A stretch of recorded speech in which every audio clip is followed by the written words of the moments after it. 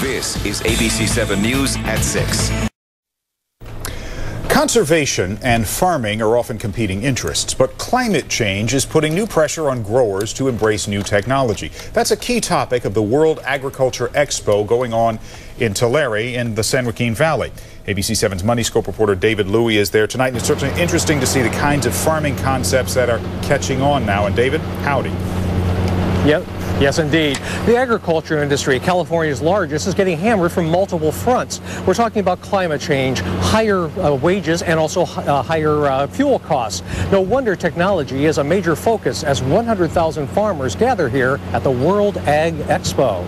Vineyards are seeing a new crop of technology appearing in their fields. These are climate genies, created by Bay Area-based Grape Networks. They're sensors connected to a Wi-Fi network that monitor temperature, humidity, light, and soil moisture. A new tool to alert growers when conditions threaten their crop. They've had catastrophic frosts where the whole vineyard has been ruined, so they understand that if I can get that data and I can save my crop, or I can make a better crop, then I'll use that. 17 battery-powered sensors are deployed over this 50-acre vineyard near Modesto, replacing a traditional weather station that would only track readings in one spot and require someone to gather the data. Instead, the sensors not only collect data, they act as nodes, relaying conditions from all the sensors and sending them to vineyard managers over the internet. This is the raw data coming in from the field. Decisions can then be made, for example, whether to water or to apply sulfur to stop mildew.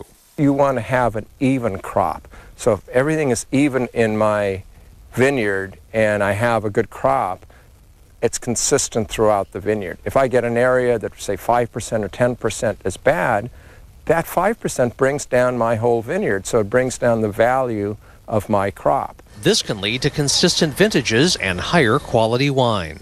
While this technology has been quickly embraced here in California, there is a part of the world which says it's desperate for this technology. We're talking about Australia, which has been hit by multiple years of drought. Peter Sephilev was invited to Australia a few months ago to demonstrate his sensors. The drought there is threatening a wide range of crops, and Australia's government is seeking technology solutions. We have a range of Australian companies here at the World Ag Expo that will be looking at that, and we're hoping to work with US companies, obviously, to bring in innovation from the US and try to find ways to adapt that.